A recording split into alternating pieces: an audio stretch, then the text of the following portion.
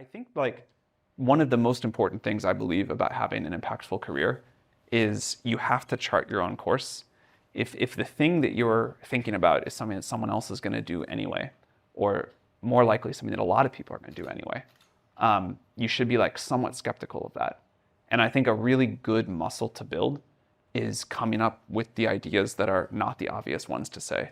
So I don't know what the really important idea is that I'm not thinking of right now, but I'm very sure someone in this room does it, knows what that answer is. And I think learning to trust yourself and come up with your own ideas and do the very like non-consensus things. Like when we started OpenAI, that was an extremely non-consensus thing to do. And now it's like the very obvious thing to do. Now I only have the obvious ideas because I'm just like stuck in this one frame, but I'm sure you all have the other ones. But so can I ask it another way? And I don't know if this is fair or not, but what questions then are you wrestling with that no one else is talking about? How to build really big computers. I mean, I think other people are talking about that, but we're probably like looking at it through a lens that no one else is quite imagining yet. I mean, we're definitely wrestling with how when we make not just like grade school or middle schooler level intelligence, but like PhD level intelligence and beyond, the best way to put that into a product, the best way to have a positive impact with that on society and people's lives, we don't know the answer to that yet. So I think that's like a pretty important thing to figure out. Okay. And can we continue on that thread then of how to build really big computers, if that's really what's on your mind? Can you share, I know there's been a lot of speculation and probably a lot of hearsay too about the semiconductor foundry endeavor that you are reportedly embarking on.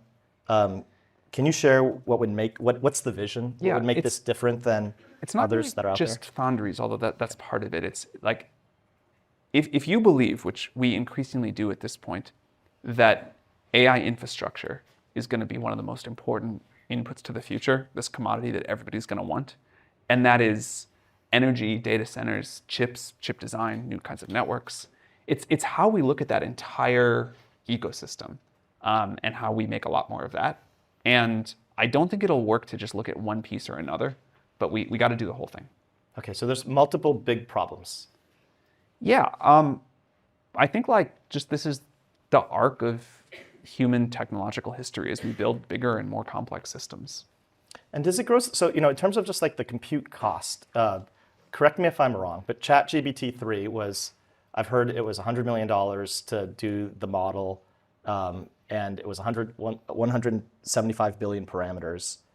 GPT-4 cost $400 million with 10x the parameters. So it was almost 4x the cost, but 10x the parameters. Correct me, adjust me. You know it, I don't. I do know it, but I won't. Oh, you can. You're invited to. This is Stanford, Sam. Okay. But even if you don't want to correct the actual numbers, if that's directionally correct, does the cost, do you think, keep growing with each subsequent? Yes. And does it keep growing multiplicatively? Probably. I mean. And so then the question then becomes, how do you capitalize that? Well, look, I kind of think that giving people really capable tools and letting them figure out how they're going to use this to build the future is a super good thing to do and is super valuable. And I am super willing to bet on the ingenuity of you all and everybody else in the world to figure out what to do about this. So there is probably some more business-minded person than me at OpenAI somewhere that is worried about how much we're spending, but I kind of don't. Okay, so that doesn't cross it. So OpenAI is phenomenal. ChatGPT is phenomenal. Everything else, all the other models are phenomenal. You've burned $520 million of cash last year. That doesn't concern you in terms of thinking about the economic model of how do you actually, where's going to be the monetization source? Well, first of all, that's nice of you to say, but ChatGPT is not phenomenal. Like ChatGPT is like mildly embarrassing at best. GPT-4 is the dumbest model any of you will ever have to use again by a lot. But it's like important to ship early and often, and we believe in iterative deployment. Like if we go build AGI in a basement, and then the world is like kind of blissfully walking blindfolded along. I don't think that makes us like very good neighbors. So I think it's important, given what we believe is going to happen, to express our view about what we believe is going to happen. But more than that, the way to do it is to put the product in people's hands and let society co-evolve with the technology. Let society tell us what it collectively and people individually want from the technology, how to productize this in a way that's going to be useful, where the model works really well, where it doesn't work really well. Give our leaders and institutions time to react. Give people time to figure out how to integrate this into their lives, to learn how to use the tool. I'm sure some of you all like cheat on your homework with it, but some of you all probably do like very amazing, wonderful things with it too. And as each generation goes on, I think that will expand. And that means that we ship imperfect products, but we have a very tight feedback loop, and we learn and we get better. And it does kind of suck to ship a product that you're embarrassed about, but it's much better than the alternative. And in this case in particular, where I think we really owe it to society to deploy iteratively, one thing we've learned is that AI and surprise don't go well together. People don't want to be surprised. People want a gradual rollout and the ability to influence these systems. That's how we're going to do it. And there could totally be things in the future that would change where we think iterative deployment isn't such a good strategy. But it does feel like the current best approach that we have. And I think we've gained a lot from doing this. And hopefully the larger world has gained something too.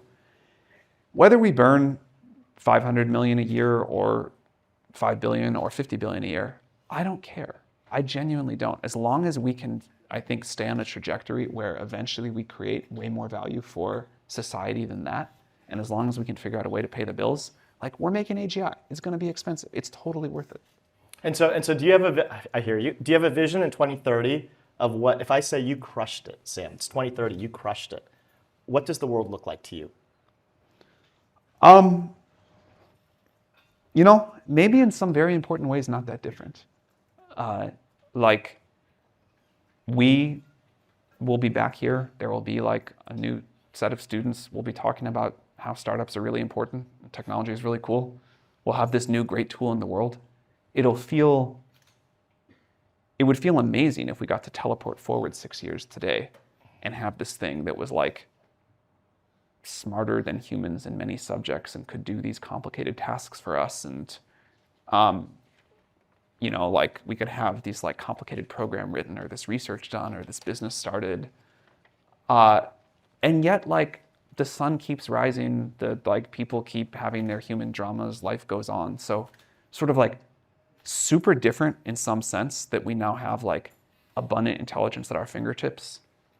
And then in some other sense, like not different at all. Okay.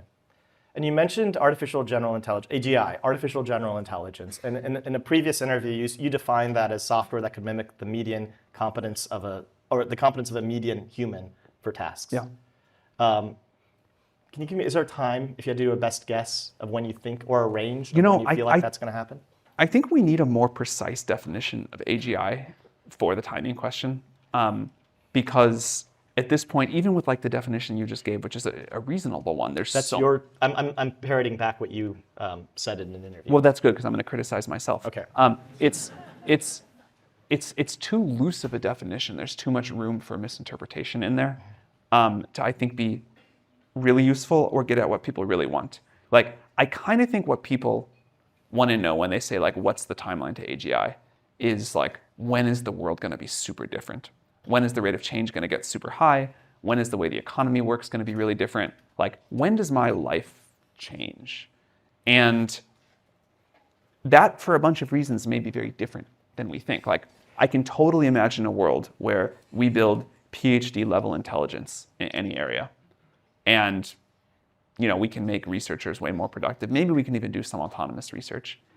And in some sense, like, that sounds like it should change the world a lot.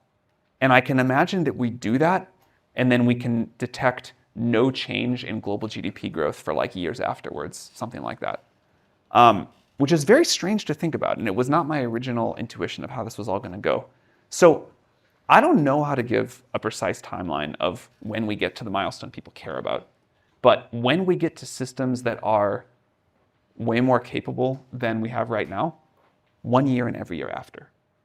And that, I think, is the important point. So I've given up on trying to give the AGI timeline, but I think every year for the next many, we have dramatically more capable systems every year.